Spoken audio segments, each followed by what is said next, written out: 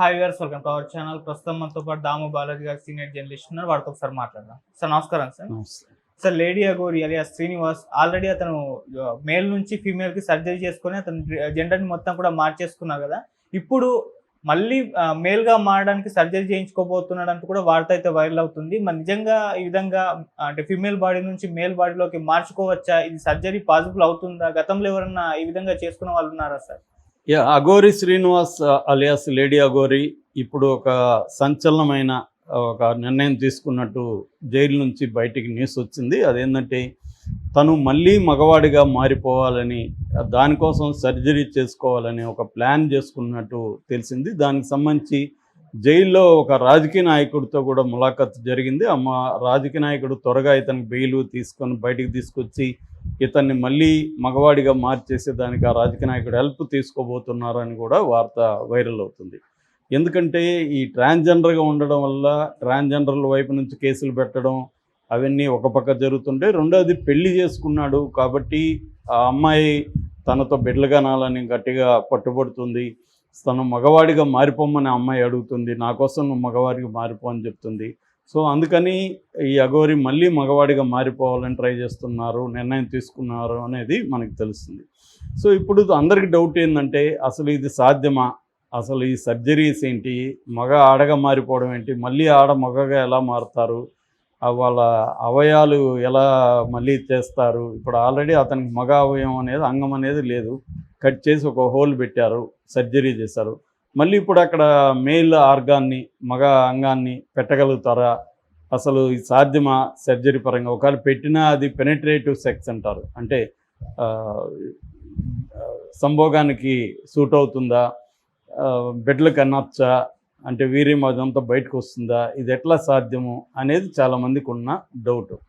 So మనం ఇప్పటి వరకు టెక్నాలజీ ఏముంది, సర్జికల్ ప్రాసెస్ ఏంటి అనేది కొంత చూద్దాము. ముందుగా దీనికి వెళ్ళడానికి ముందుగా అసలు మగవాళ్ళు ఆడవాళ్ళుగా ఎలా మారుతారు అనేది ముందుగా నేను చెప్తాను. దాని తర్వాత ఆడవాళ్ళు మగవాళ్ళుగా ఎలా మారుతారు అనేది చెప్తే మనకి ఒక పిక్చర్ ఐడియా వస్తుంది.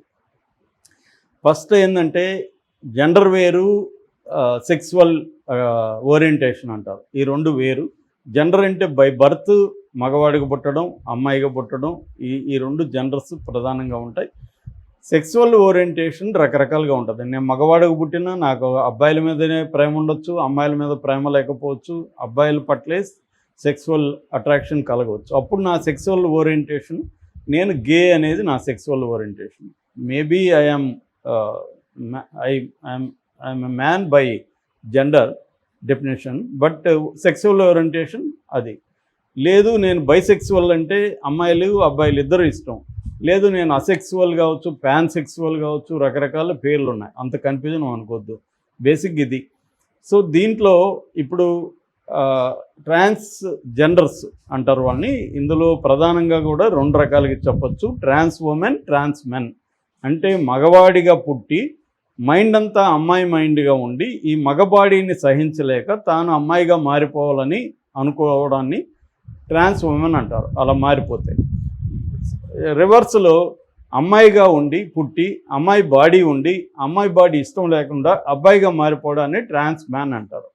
సో ఇప్పుడు ఈ అఘోరి శ్రీనివాస్ అనే ఒక అబ్బాయి అమ్మాయిగా మారిపోయాడు. ఇక్కడ మళ్ళీ రెండు తేడాలు మనం చూడాలి. ఒకటి, నేచురల్గా నేను అబ్బాయిగా పుట్టాను, నా మైండ్ అమ్మాయిగా ఉంది, నేను అమ్మాయిగా మారాలనుకున్నాను. అది నేచురల్గా ట్రాన్స్ఫార్మేషన్ ప్రాసెస్. కొంతమంది లైవ్లీహుడ్ కోసం అమ్మాయిగా మారితే మనం బాగా డబ్బులు సంపాదించవచ్చు ట్రాన్స్జెండర్గా మారితే అని చెప్పి కొంతమంది ఏం చేస్తున్నారంటే, వీళ్ళకి అబ్బాయి బాడీ అబ్బాయి మైండ్ ఉన్నప్పటికీ అమ్మాయిగా వాళ్ళు సర్జరీ చేసుకుంటున్నారు.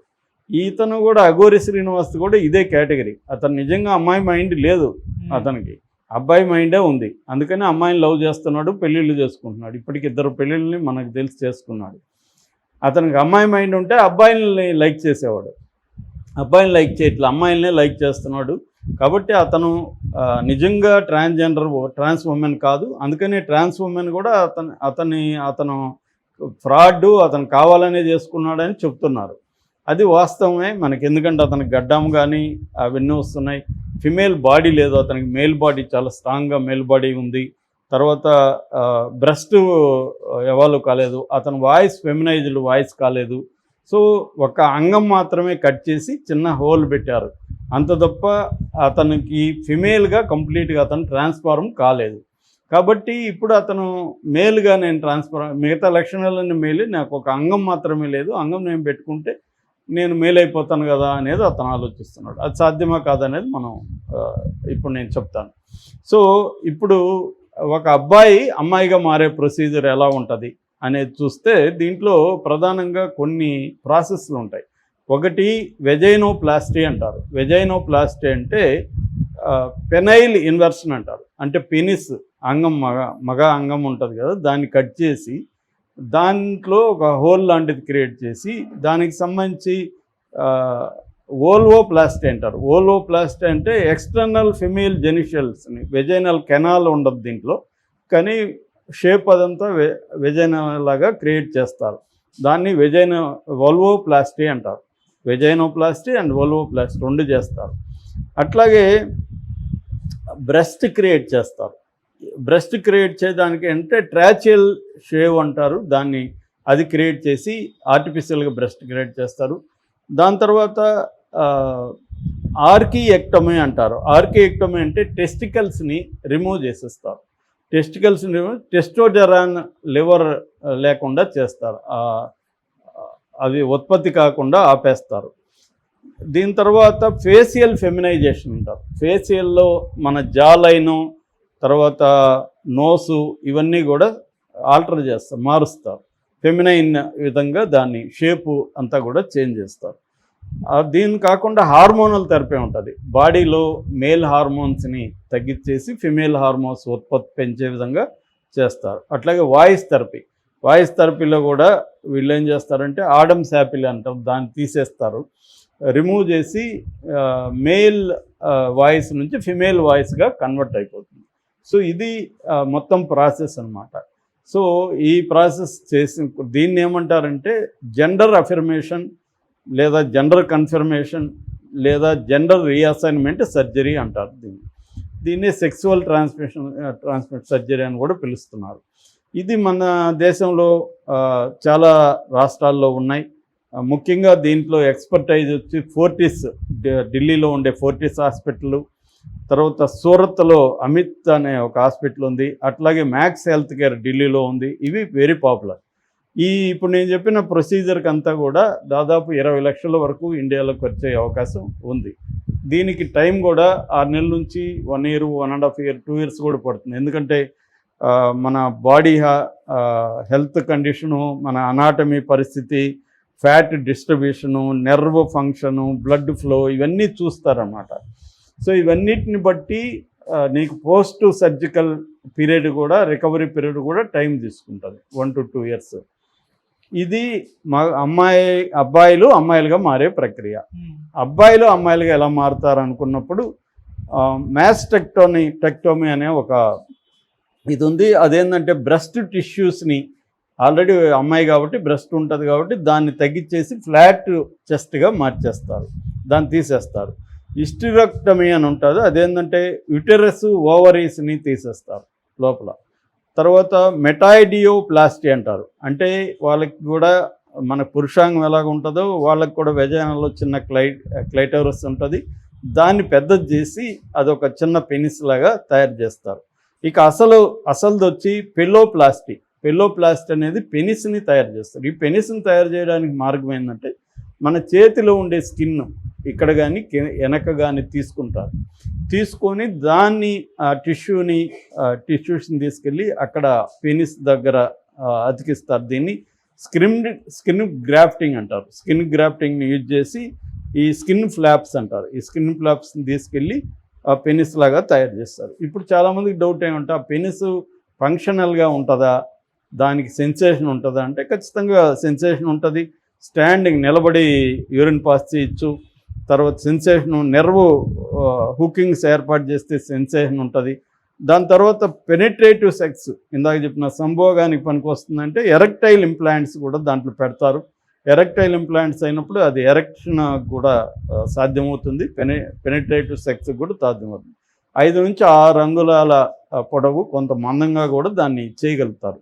ఇదంతా కూడా పాలోప్లాస్టీ అనే సర్జరీ ద్వారా చేస్తారు. ఇప్పుడు ఈ అబ్బాయికి చేయాల్సింది ఏంటి? ఇదే, ఈ పాలోప్లాస్టీ చేయాలి ఈ అబ్బాయికి. మిగతా బాడీ అంతా ఆల్రెడీ అబ్బాయికి ఏమి సర్జరీలు అవసరం లే, అతను అబ్బాయిగానే ఉన్నాడు. ఓన్లీ అతను ఏం చేశాడు, పెనిస్ని కట్ చేసి అక్కడ చిన్న హోల్ క్రియేట్ చేశాడు. ఇప్పుడు మళ్ళీ పెనిస్ని అక్కడ క్రియేట్ చేయాలి. అది సాధ్యమంటే దీని పేరు డీ ట్రాన్సిషన్ అంటారు. డీ ట్రాన్సిషన్ అంటే ఆల్రెడీ ఒకసారి చేసుకొని మళ్ళీ రివర్స్లోకి రావడం. ఇది ప్రపంచవ్యాప్తంగా 1-2% మాత్రమే చేసుకుంటున్నారు. అసలే లేరని చెప్పలేం, కానీ చాలా చాలా చాలా తక్కువ.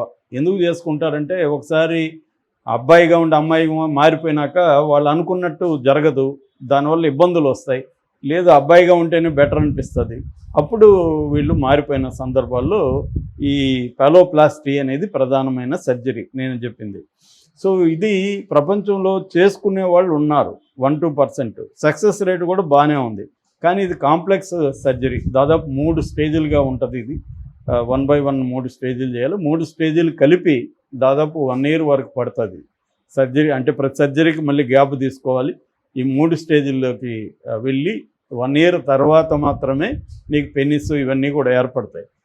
అప్పుడు ఎరక్షన్ అవన్నీ కూడా ఉంటుంది. కాకపోతే ఏంటంటే దానివల్ల బిడ్డలు పుడతారనేది గ్యారంటీకి ఇవ్వలేరు. దాని నుంచి వీర్యం పోయి బిడ్డలు పుట్టడం అనేది చాలా కష్టసాధ్యమైన విషయం. కాకపోతే ఇంపాసిబుల్ అయితే కాదని చెప్తున్నారు, కానీ గ్యారంటీ ఇవ్వలేరు. అట్లాగే కాంప్లికేషన్స్ కూడా దీనివల్ల ఎక్కువ ఉండే అవకాశం ఉంది. ఇది అందరికీ సాధ్యం అవుతుంది అనేది కూడా తెలియదు. ఎందుకంటే వాళ్ళ అనాటమీ, వాళ్ళ బాడీ నేచరు, ఇందాక చెప్పిన బ్లడ్ లైను, వాళ్ళ patient health, fat distribution factor, ఇవన్నీ కూడా పనిచేస్తాయి. కానీ అసాధ్యమైతే కాదు. మన దేశంలో కూడా ఈ టెక్నాలజీ ఉంది. వెస్ట్లో అయితే ఇంకా బాగుంది. మన దేశంలో కూడా ఇప్పుడు చాలామంది చేసుకుంటున్నారు. కాబట్టి ఈ అబ్బాయి అంత కష్టపడి నేను మళ్ళీ చేసుకుంటాను అనుకుంటే చేసుకోవచ్చు. ఆల్రెడీ 2 సార్లు సర్జరీ చేసుకున్నాడు, చెన్నైలో ఒకసారి, ఇండోర్లో ఒకసారి. కాబట్టి ఆ అబ్బాయికి కొంత ఐడియా ఉంటుంది. కాబట్టి తనకి తెలిసిన డాక్టర్ని వాళ్ళని కన్సల్ట్ జైలు నుంచి చేశాడని చెప్తున్నారు. ఇంపాసిబుల్ అయితే కాదు, మరి తను రికార్డు క్రియేట్ చేస్తాడేమో చూడాలి. Okay sir, thank you so much.